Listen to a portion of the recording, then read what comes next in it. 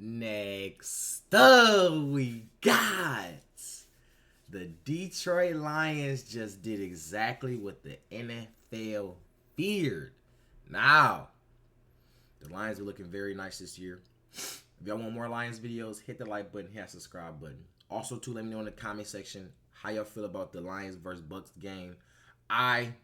Me being a Lions fan, obviously, you know what I'm saying, I got the Lions over the Bucks. But I've been seeing a lot of, I don't know if it's Bucks fans or just people just hating on the Lions, like, oh, we gonna lose to the Bucks. Like, bro, the Bucks, they're decent, but bro, we're better. We're the better team. All right, if we come out and do what we gotta do, we're gonna win that game. All right, you know what I'm saying? Let's not overthink it, bro. It's the Bucks. All right, but hey, let's just hop into it. MCDC has turned the entire culture around in Detroit, representing the city of Detroit in a way I don't think the fans have felt like the team has in maybe a century. They have the talent, they got the skill, and they have the will, and they will take the Buccaneers out. Because I think that you're going to have to put up a significant chunk of points to beat this Detroit Lions team. They can run the football, they can throw the football. Amon-Ra St. Brown, I mean, we know that this brother can ball. We know that Jared Goff has guided the team to a Super Bowl. They moved on from him, went to a Super Bowl, and he says, you know what? I'm going to get my revenge today. You might have got that Super Bowl back a couple of years ago, but you won't get one this year because I'm going to make sure you sing your tail home. You know, you guys, I'm just going to jump straight into the video at this point about the Detroit Lions because this team, man, whether you want to talk about the offense with Jared Goff looking to be clicking on all cylinders, or you want to talk about this defense being a big worry heading into the postseason, but now looking a lot more competent, this team, including the coaching staff, looks to be a team that has a chance to make a lot deeper of a run than people are giving them credit. But before we get into why I believe that, if you like Lions content just like this, make sure to go down and hit that subscribe button so you don't miss any Detroit Lions videos for the remainder Football Logic. of this subscribe. Season. Okay, so to get back on topic with the Detroit Lions, this team came into the season with pretty high expectations considering the way they were able to end last year's season, and especially with everything they were able to do in this past offseason. But even though the expectations were higher, people still didn't know exactly what to expect. If I had to guess, most people probably thought at that time that the Lions were either going to sneak into the playoffs as a wild card team or find a way to barely win the division, but man oh man have they exceeded all of those expectations. This team, of course, went on to win 12 games in the regular season, which is something that has been unheard of in Detroit for a very long time now. And on top of that, they not only won their division, but they also found a way to win their first playoff game in a game where a lot of people had been picked to lose. The majority of quote-unquote analysts came out saying that the Rams were going to win because Matthew Stafford this and Cooper Kupp this and Puka Nacua this. But guess what? The Lions proved everyone wrong once again. And I feel like that's exactly what's happening now with the Bucks. Like, why y'all gotta hate on Lions so much? Like, it's just funny. Like, when somebody doing good in life, y'all just have to automatically just hate. Oh no, that was a lucky win against the Rams.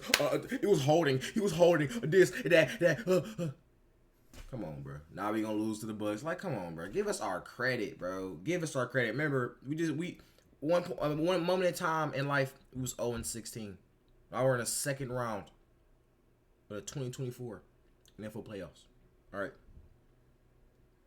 I'm calling the Super Bowl. Really, I'm saying the Super Bowl. That's what I'm saying. Let me know in the comments how far do y'all think the Lions gonna make it. I'm saying the Super Bowl.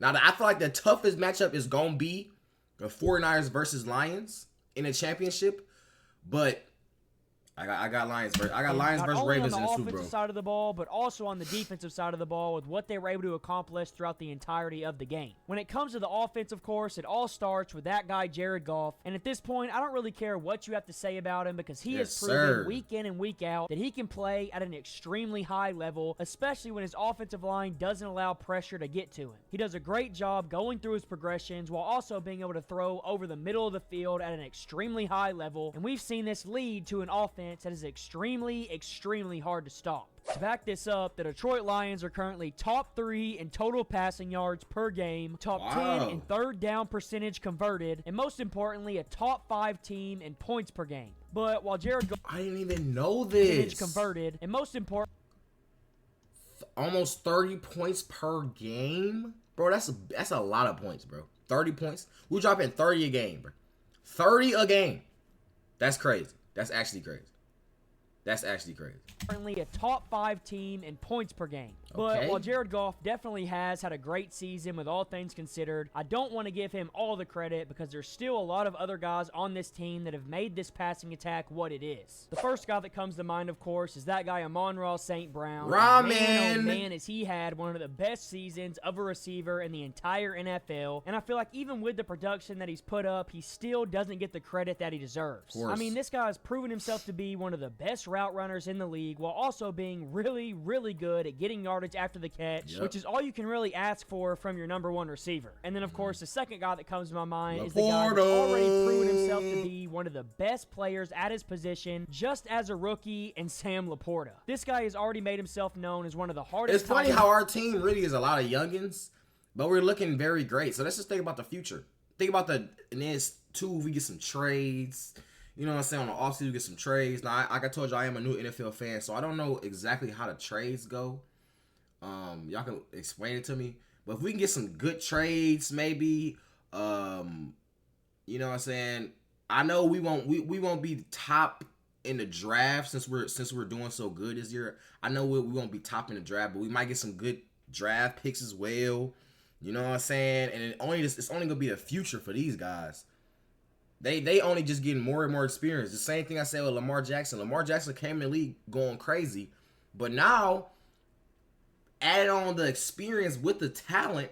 You know what I'm saying? Because experience always gonna beat out anything in life. You know what I'm saying? You can have all the skill in the world, but if you don't got no experience, you just don't have no experience. You know what I'm saying? Somebody who been here, they've been through this before. They're winning. So I feel like if you have once in the future they get them more experience and stuff like that, they're gonna be even better, bro.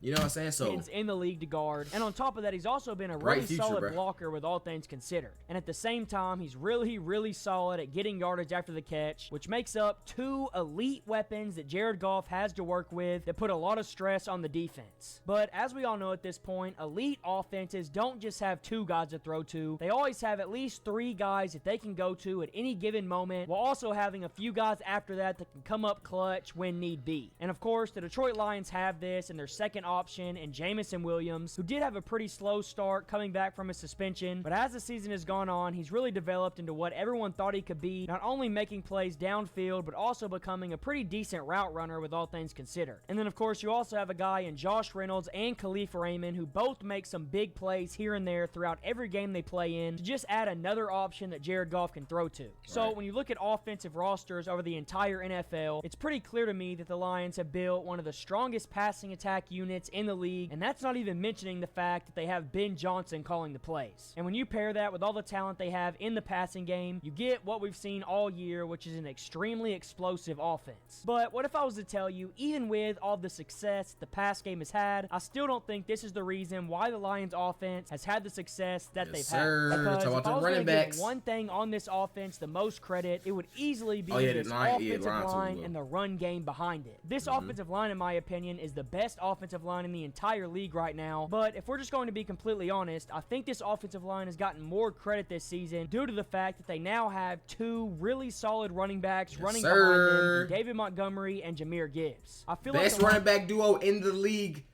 Best running back duo in the league.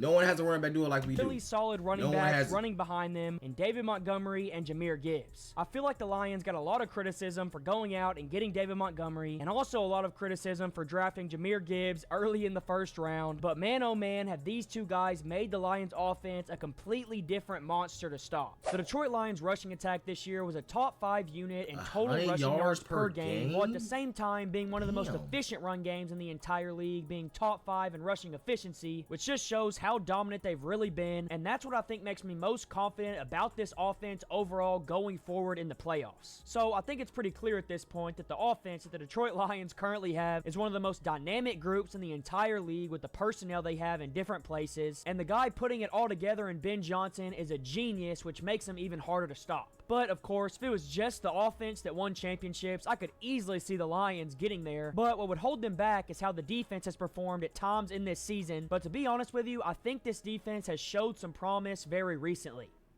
Many people thought that the Los Angeles Rams were going to be able to score at will against this defense, and while they did have a pretty good start, the Lions came out after halftime and made I think with our defense, I think we just need to be able to stop one person. I feel like we're not, maybe it's not that we need to stop one person. Maybe it's like that we have all the other receivers clamped, and it's like that, it's always that one that break loose. You know what I'm saying? So just like with the Cowboys game, CD, we had literally the Cowboys clamped, and then CD had damn near 300 yards passing. 300 yards receptions. So I was like, and that still hurts us, bro. That still hurt. Even though we still got them clamped, that still hurt. Just that alone. You know what I'm saying? But then obviously this game, puking on everybody. It's like we just need to keep it contained. So Bucks is gonna be Mike Evans, but I don't think Mike Evans is that good of a receiver. I'm not gonna lie, he falling off hard right now. So I feel like it should be easy to. He's not like the fastest either. He's not like the fastest. He is tall, he can catch, but I feel like it's easy to defend, bro. Great adjustments, and they were able to slow the Rams offense down to pretty much not doing anything. This is extremely important to see because the Rams not only have talent all over their offense, but they also have one of the best play callers in the league in Sean McVay. So if they can slow down the Rams offense, I really do think they have a shot to slow down any offense that they're going to play going forward. The two things that are most important for a defense to be able to do, in my opinion, is rush the passer and be able to stop the run on a consistent basis. And considering Aiden Hutchinson and Aleem McNeil are both having amazing seasons, these guys have definitely stepped up to help rush the passer, and not to mention the Lions are probably about to get James Houston back as well, which is going to make their pass rush even better. So the pass rush isn't an issue for this defense. But what a lot of people overlook, in my opinion, is how good this defense really has been against the run as well, considering they're a top 3 team in rushing yards allowed per game, while also being a top 3 team in rushing efficiency allowed per run, which makes them one of, if not the very best run defense in the league right now. So you got the guys on the defensive line to rush the passer, and if you got a front 7 that can stop the run, the only issue left is what this secondary is going to be able to do behind everything. And I feel like really our secondary is what we need. If we do any trades or any draft, it gotta be some good corners, good safeties, bro.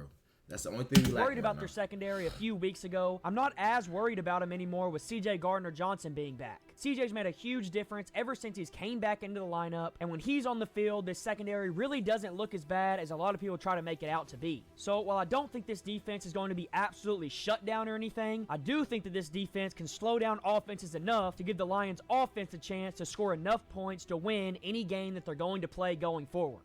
Hey!